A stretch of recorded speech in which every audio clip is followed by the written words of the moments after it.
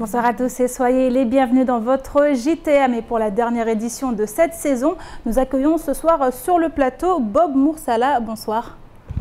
Bonsoir Amina, bonsoir à tous. Alors vous êtes un artiste mahorais, plus précisément auteur, compositeur, interprète. Vous évoluez à La Réunion, vous êtes ici à Mayotte pour une tournée qui a débuté le 8 juillet dernier. D'autres dates sont prévues, vous nous en parlerez tout à l'heure. Vous nous parlez également de votre actualité dans ce journal. Vous restez avec nous, mais d'abord voici les titres de ce vendredi 21 juillet. Mise en demeure par le conseil départemental, la présidente de MCG, Idanel, a décidé de répliquer. Par le biais d'un courrier de 22 pages, elle somme le département d'être plus précis et d'apporter des preuves quant aux dysfonctionnements qui lui sont reprochés. Consciente que la déchéance de la DSP est aujourd'hui souhaitée par le département, elle compte bien ne pas se laisser faire. Explication. À Mayotte, 71% de la population n'a pas de diplôme qualifiant. Une des causes, le manque de formation sur l'île. À l'heure du choix d'orientation pour les bacheliers et les jeunes du territoire, nous avons souhaité faire un focus sur la première école privée d'enseignement supérieur de Mayotte, l'école supérieure de commerce et de gestion. Zoom au cours de ce journal. La saison des mariages est déjà bien lancée dans l'île aux parfums. Et pour célébrer l'union et l'amour, toutes les festivités et ambiances sont au rendez-vous chez les hommes comme chez les femmes. C'est le cas de l'association Assimimo de Combani, un groupe de femmes qui depuis sa création réalise des animations culturelles à l'occasion des Manzaraka. Reportage. Souvenez-vous, au mois de juin dernier, le conseil départemental avait envoyé une lettre de mise en demeure au délégataire du port, Mayotte Channel Gateway.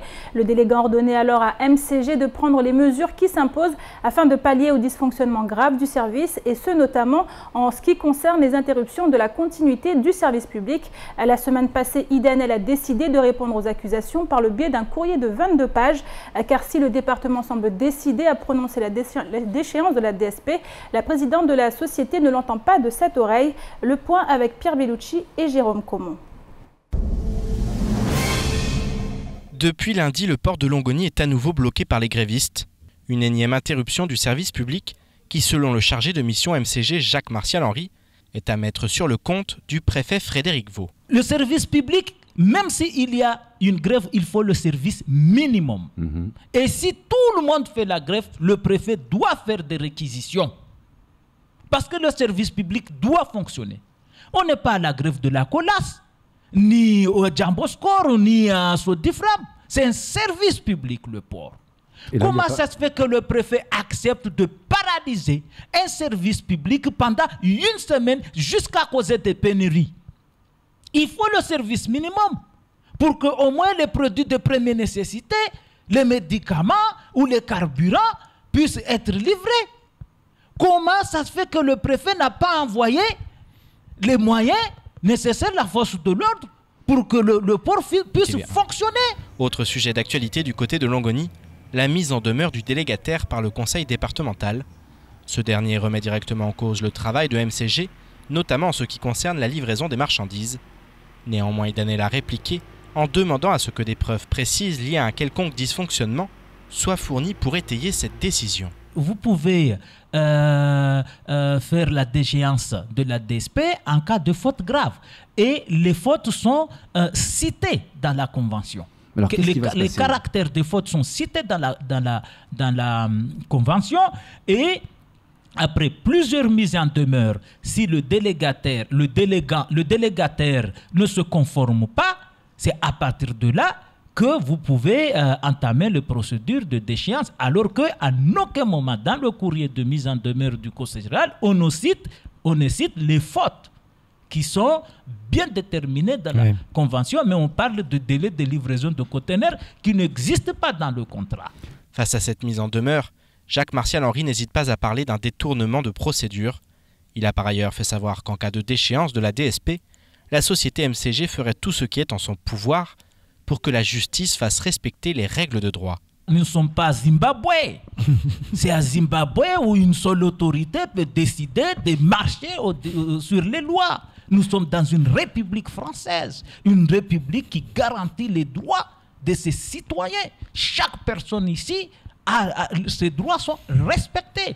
Et qu'on soit président du Conseil général, qu'on soit un député, qu'on soit un président de la République, qu'on soit un citoyen lambda, la République nous appartient à nous tous. Ce port nous appartient à nous tous. Ce port n'appartient pas au président du Conseil général. Et ce n'est pas parce qu'on est président du Conseil général qu'on a le droit de marcher sur les lois.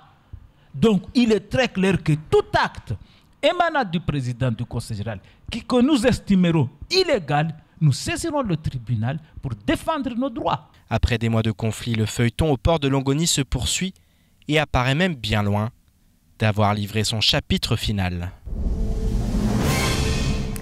Et cette semaine d'actualité aura été marquée par la grève générale initiée par la CGTMA. Si pour l'heure aucun conflit n'a pu trouver une issue favorable, ce mouvement aura permis au moins l'ouverture ou la reprise des discussions. En effet, que ce soit du côté du port, du groupe Colas ou encore de BDM, des rencontres ont eu lieu ou sont prévues très prochainement. Néanmoins, la CGT est aujourd'hui seule dans la bataille et déplore l'absence d'union syndicale. Le point dans ce sujet signé Pierre Bellucci. La grève du côté de Bourbon Distribution Mayotte a pris fin ce jour pour une partie des salariés emmenés par la CFDT. En effet, hier, le syndicat a pu échanger avec la direction et trouver un terrain d'entente en vue de la signature d'un protocole d'accord. Nous avons estimé que la direction a fait un effort, parce qu'elle a entendu et compris notre position. De ce fait, nous sommes convenus de signer l'accord afin de sortir de cette grève, parce que les propositions sont quand même satisfaisantes. La CFDT a obtenu une augmentation de 300 € sur la prime de fin d'année qui sera plafonnée à 2 800 €. Par ailleurs, la direction s'engage à prendre en charge 60% de la mutuelle des salariés et à augmenter le budget du comité d'entreprise. Insuffisant pour la CGT, qui regrette notamment le manque de concertation avec l'ensemble des grévistes. Ils ont apporté des revendications propres en interne, mais ce que nous avons déploré, c'est que sans avoir l'avis des salariés grévistes, il y a une organisation syndicale qui était dans le mouvement qui est partie signer un relevé de décision, ou bien on peut dire disons la négociation obligatoire annuelle, signer l'accord sur la négociation obligatoire sans s'engager sur un accord de fin de conflit. Donc on se demande dans quel pays on est et quel est le droit et quelle est la protection que nous réservons aux salariés si on lève un préavis de grève sans qu'il y ait des garanties pour ces salariés. Concernant le port de Longoni, des négociations sont en cours et la CGT examine actuellement le protocole d'accord envoyé par la direction. Si certains points font toujours blocage, une signature pourrait intervenir d'ici demain. En ce qui concerne la Colas et ETPC, une réunion est prévue lundi à la DIECT. Mais après une semaine de grève, Salim Naouda s'insurge contre le manque d'union syndicale. De plus en plus, au lieu qu'on aille à l'essentiel pour l'intérêt des salariés, malheureusement, il y a certains syndicats qui se positionnent bien, je dirais même avant qu'il y ait la loi Macron sur le code du travail soit mise en place. Il y a des syndicats qui sont déjà dans la démarche de la loi Macron. Il ne faut pas bousculer l'employeur, il ne faut pas bousculer les choses, il faut respecter tout, alors que la première personne qui devait respecter les règles à Mayotte, ce sont les employeurs qui devraient éliminer cette discrimination vis-à-vis des autres Français. Si on continue à Mayotte avec ce rythme, avec l'idéologie de ces syndicats, il n'y aura pas d'évolution.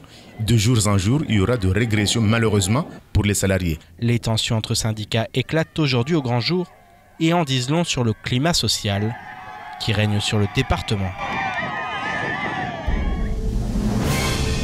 Et hier, Annick Girardin, ministre des Outre-mer, et Rémi Rioux, directeur général de l'AFD, ont présenté au ministère l'activité de l'AFD dans les Outre-mer pour l'année 2016. Pour la 4e année consécutive, l'agence a dépassé le seuil du 1,5 milliard d'euros d'engagement. Rémi Rioux a par ailleurs fait le point sur les projets concernant Mayotte. La ministre, pour sa part, n'a pas oublié d'évoquer la question du développement des Comores. Écoutons plutôt leurs propos au micro de notre correspondant à Paris, Maurice Cessé. Donc il y a un plan spécifique eau qui est à la fois du financement et du renforcement de capacité pour aller plus vite, pour avoir des maîtrises d'ouvrage très, très efficaces. On est aussi très attentif au sujet de santé. Donc encore une fois, l'ouverture, les prêts pour 22 millions d'euros de reconstruction du site hospitalier de Petite Terre pour renforcer l'offre médicale, l'offre obstétricale aussi, et éviter que les gens aient à être évacués vers la Réunion. Et puis on a fait un prêt de 10 millions en appui au plan pluriannuel d'investissement, le PPI de la ville. Et pour le faire en partenariat avec les collectivités, en partenariat avec nos voisins également, et notamment les Comores, il y a à la fois la mise en place côté français du plan Mayotte 2025, mais il y a aussi le travail d'accompagnement avec les Comores. On ne réglera pas l'ensemble des questions Mayotte sans se poser la question du développement également des Comores. Et c'est ça aussi une des parties de réflexion des assises, c'est comment travailler différemment dans l'océan Indien. Et ce n'est plus un secret pour personne, Mayotte a encore du pain sur la planche en matière de développement. Département français le plus jeune, le plus pauvre ou encore le plus touché par le chômage, pour ne citer que cela. En 2016, par exemple, d'après l'INSEE, le taux de chômage enregistré dans l'île aux Lagons était de 27,1% contre 9,6% en France métropolitaine. Des chiffres qui s'expliquent en partie par le faible niveau de formation, de qualification des demandeurs d'emploi.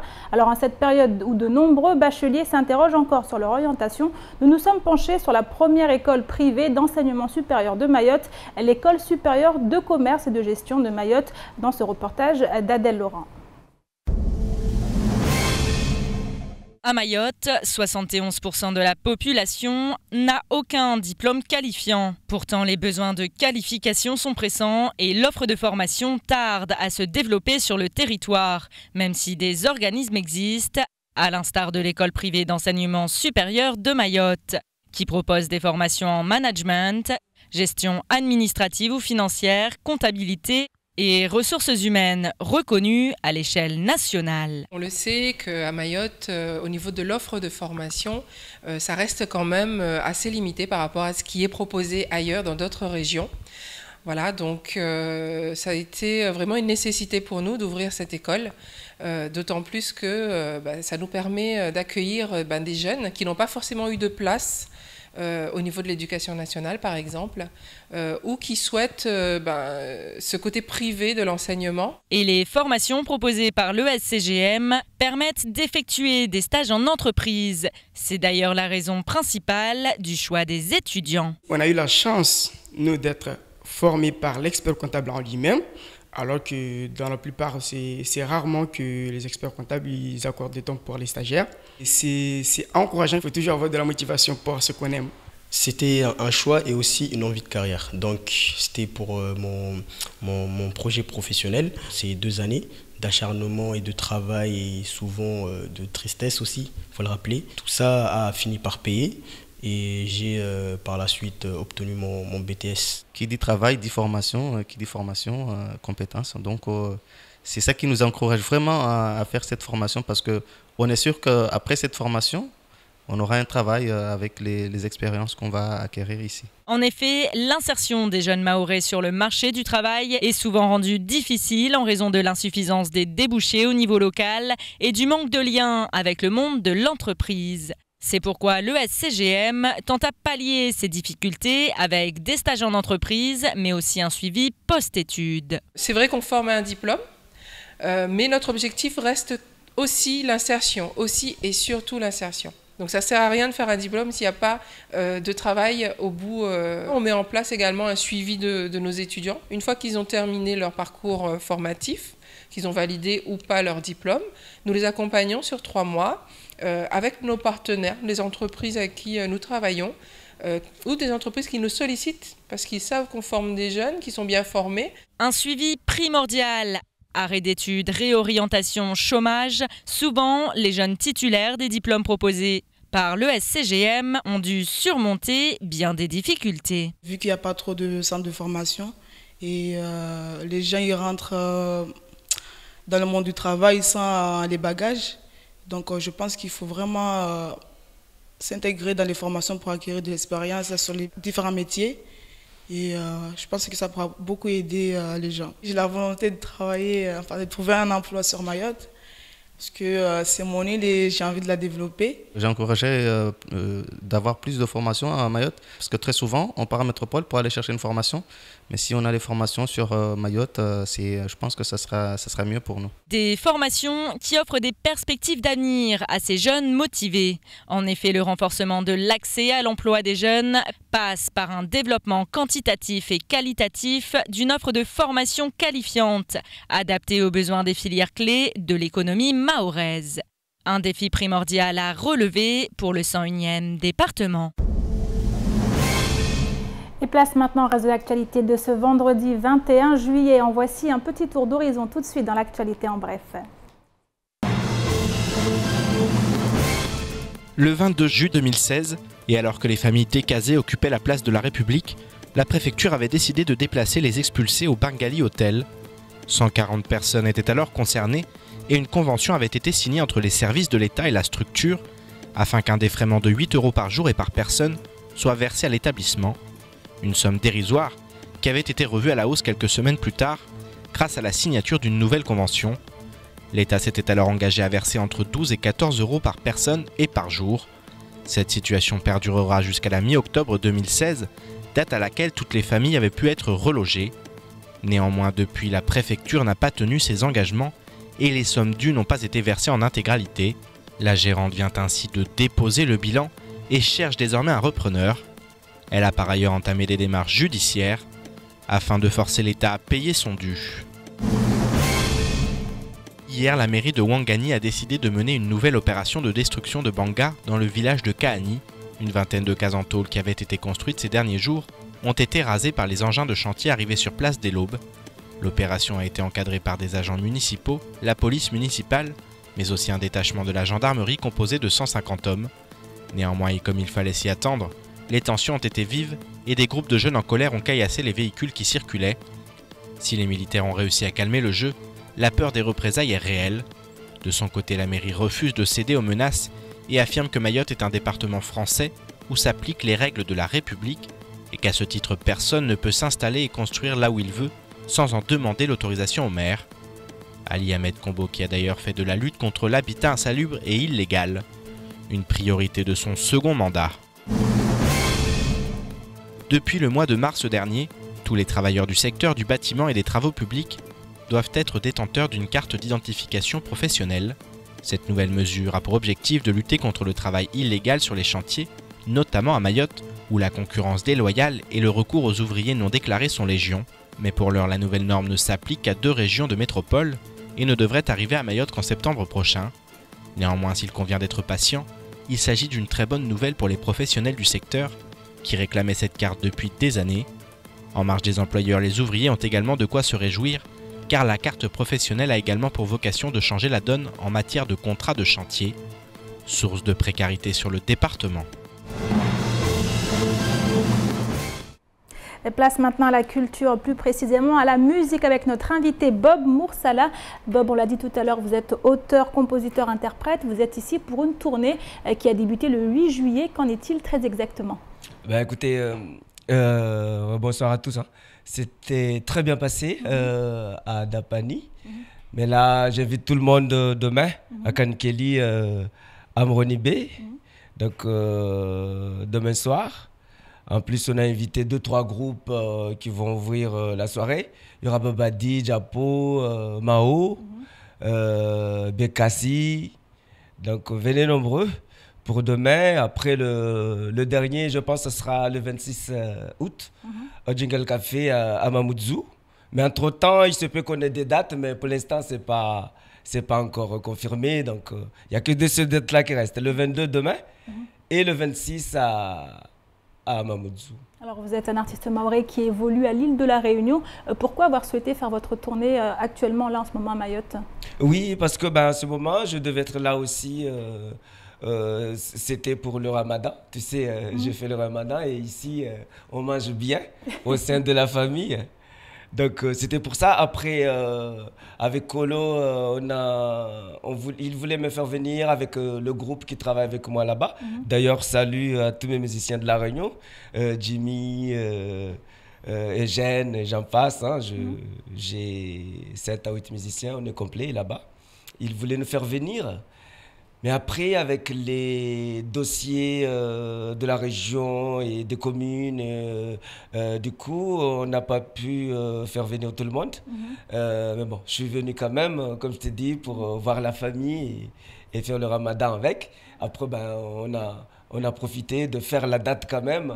Et puis, ben, avec Malolo qui me manage ici à Mayotte, donc on a trouvé la date de demain à Kanikeli, à Amroni Bay, et puis à Djingal Café à Mamoudzou. Le 26 août. Alors du coup, vous faites ce qu'on appelle du folklore music. Alors qu'est-ce que c'est très exactement?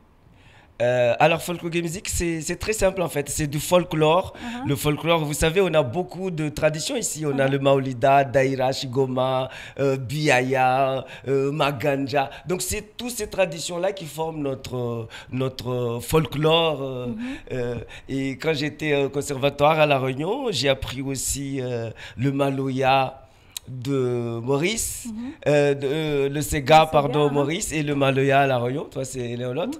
Et l'album qu'on a fait, c'était Amada avec des Malgaches.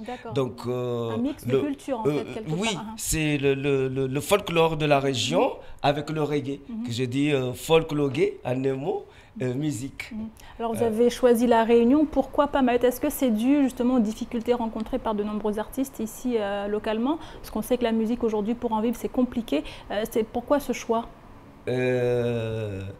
C'est pas seulement que c'est la difficulté ici, mais quand je suis parti me former en son et lumière avant de travailler au Centre maorais d'animation culturelle ici à Mayotte, l'ancien CMAC, là. Donc il fallait que j'étais allé pour me former en son et lumière. Et puis je suis venu travailler ici. Je voyais que là-bas, il y a la facilité de trouver les écoles. Vous voyez? On est plus professionnel, c'est ça, à La Réunion par rapport à Mayotte? Oui, et les gens, ils t'accueillent bien. Tu travailles, ils t'encouragent. C'est tout ça. Et puis, ben, il nous faut des écoles.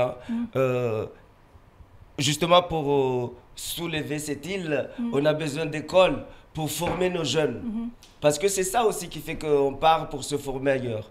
Pourtant, on a déjà des profs ici, on a des médecins, mais maintenant, il nous faut des établissements et orienter vraiment des vrais professeurs pour aller à l'école, des gens affiliés pour la culture ou dans les maisons de culture, pour que tout se passe bien. Comme ça, on aura envie de rester chez nous. Parce que c'est ça qui fait qu'on part. Parce que c'est cette facilité de travailler, vous voyez, madame? Alors justement, quel regard vous portez sur la nouvelle génération, ces nouveaux jeunes musiciens qu'il y a aujourd'hui dans l'île au Lagon? Aller à l'école, il faut travailler. Il faut travailler. C'est la seule façon de pouvoir aider les jeunes générations qui vont suivre encore. Il faut se former. Formons-nous. Vous allez voir que ça va changer tout de suite. On n'aura pas besoin d'attendre 400 ans comme il fut un temps. C'est trop 400 ans. Donc, formons des gens, les jeunes qui sont là maintenant, mais sérieusement, et vous allez voir que dans 5-20 ans, tout ira mieux. Alors justement, avant d'aller dans les 5-20 ans, vous rappelez-nous les dates de votre tournée? Ben écoutez, je vous invite tous demain, venez tous à Kanikeli, à Amroni Bay. On va jouer ensemble, ça va être excellent. Les musiciens sont prêts, je serai accompagné avec le groupe Jofis, Patrick et Franck, complet. Tous les musiciens seront là, les chanteuses, les danseuses, venez. En plus, je vous ai dit, il y aura Babadi aussi qui va ouvrir le concert, il y aura Djapo, il y aura Mao, il y aura les Bikassi de Kanikeli. Venez voir tout ça, ça va être chaud. Ça va être chaud. Merci beaucoup Bob Moursala. En tout cas, bonne tournée à vous et pour les jours qui restent. Merci beaucoup d'avoir accepté notre invitation. Merci, à demain. Et enfin, cela ne vous a sûrement pas échappé. La grande saison des mariages dans l'île au Lagon a débuté depuis le début du mois. Et pour célébrer l'union entre les deux êtres et de la même manière plus large, les deux familles, il est désormais de coutume d'animer la galerie. C'est le cas depuis quelques années du groupe Assimimo. de Kombani. Pour cette bande de copines, l'objectif est surtout de maintenir les valeurs et les traditions mahoraises. Et cela passe bien sûr par le mbiwi, cette danse ancestrale réservée aux femmes. Nous avons suivi l'association des répétitions au jour J d'un Manzaraka. Ambiance dans ce reportage avec Sony Chamsidine. Séance de répétition sur le plateau de Kombani. À la veille d'un grand mariage dans le village, l'heure est au réglage pour ce groupe de femmes nées naturellement. C'était un chaman, comme toutes les associations à but social et entre-aide mahoraises, comme on le sait tous. On s'aide pour les mariages, donc on veut préparer les mariages. Du coup, à partir de là, on s'est dit pourquoi pas ne pas rajouter l'animation. Promouvoir les traditions locales, le mbiwi plus particulièrement, une danse ancestrale exclusivement réservée aux femmes à l'occasion des noces, c'est l'objectif depuis une dizaine d'années de l'association Assimimo et le succès depuis sa création reste intact. Notre succès est basé sur nos chansons surtout, parce que les mbiwi, tout le monde sait faire les mbiwi, il suffit de taper les 2 bouts de bambou. Par contre, nos chansons sont exclusivement faites pour les mariés et la famille, les 2 familles des mariés. Donc c'est des louanges en fait aux mariés. J'ai samedi. Raprête pour samedi.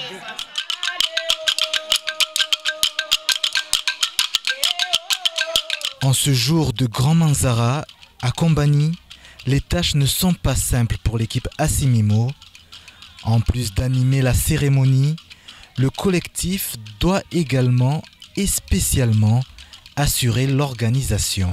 Ça va être un peu difficile pour l'association effectivement, parce qu'on est en même temps en animation et aussi à la cuisine.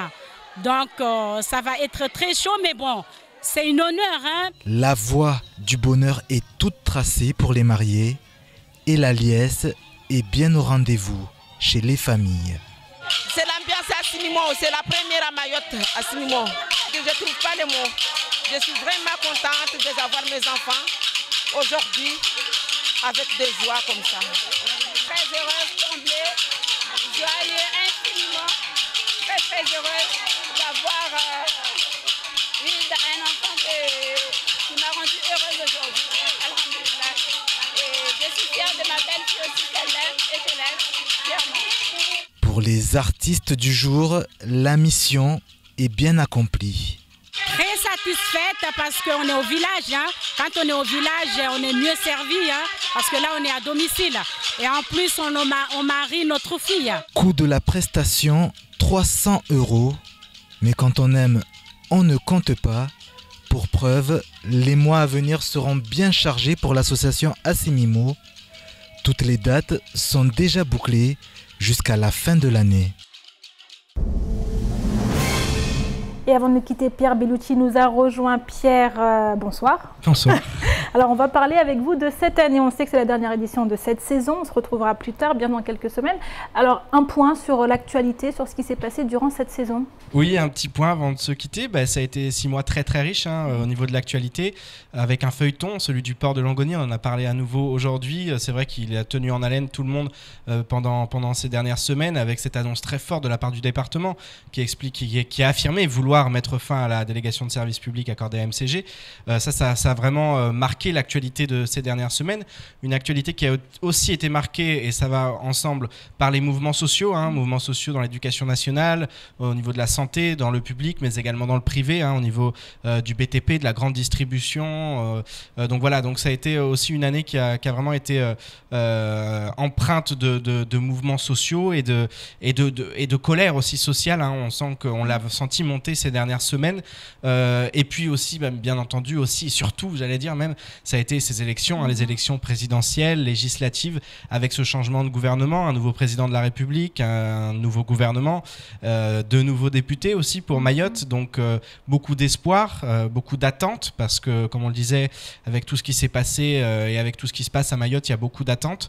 Donc on va attendre, on va regarder vraiment ce qui se passe. En tout cas, ça a été encore des semaines très riches en actualité. Il se passe beaucoup de choses à Mayotte. Mayotte est en train d'évoluer, de se développer développer avec forcément des mauvais côtés, mais aussi avec du positif. On essaye de montrer tout ça. On ne peut pas être exhaustif, mais en tout cas, voilà, on a essayé encore une fois d'être au plus près de l'information durant ces dernières semaines. On va continuer dès la rentrée, on va prendre un peu de repos effectivement, puisque les équipes ont beaucoup travaillé ces dernières semaines. Je crois qu'il faut les remercier aussi, et puis elles ont aussi besoin de se reposer.